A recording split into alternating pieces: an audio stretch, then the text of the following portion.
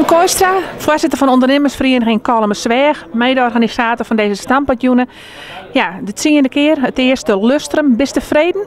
Ja, ik ben heel tevreden. Het maakt het dus heel blij om deze ondernemers al hier binnenkomen te zien. Je bent zelf ook ondernemer in Kalmesweg. U is al een bekend natuurlijk PTH. Hoe belangrijk is dit noffelijke ondernemersklimaat in Kalmeland voor jou? Ja, hoe noffel. Ja. Dat maar stoorzien. Wie maakt wat zwaar mij voor een kwander ha en dan mag een kwander kennen en is dit bij uitstek een hele mooie gelegenheid voor. Het ondernemen in Kolmeland smaakt, ik denk nog beter als de stampot die hier was. De stampot was verrukkelijk hoor, was perfect. Maar het ondernemen is hier een genot. Ja, de stampot weer heerlijk, heerlijk. Maar het ondernemen merk je, wie zit in Zwijgerbosk? Het zit weer uit Zwijgerbosk.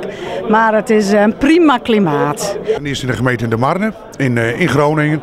En daar konden wij ons ei niet kwijt. We konden daar niet uitbreiden. Er werd ons geen mogelijkheid geboden om groter te worden, om te groeien. Je hebt een mooie spreker uitnodigen van die Chris van Vleuten. En die man zei: ondernemen is emotie. Wat vind je daarvan? Ja, ben ik het helemaal mee eens. Als toen net een klanten van Oetsjoe kent dat er bij die op het allerbeste adres is. En als dat ik nog minst en ik nog vier maakst, ja, dan is als die emotie aan een klant, dan wordt het die gehoord. En dat vertelde Hines krijgt ook al. Ja, super. Geweldige belangstelling. 120 mensen minstens. Verschillende taspraakjes. We hebben wat van leren koen.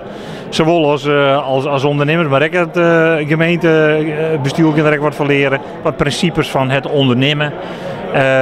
En wat heel duidelijk is, we hebben hier nog zo'n geweldige mogelijkheden om als regio economisch dus nog verder te ontwikkelen.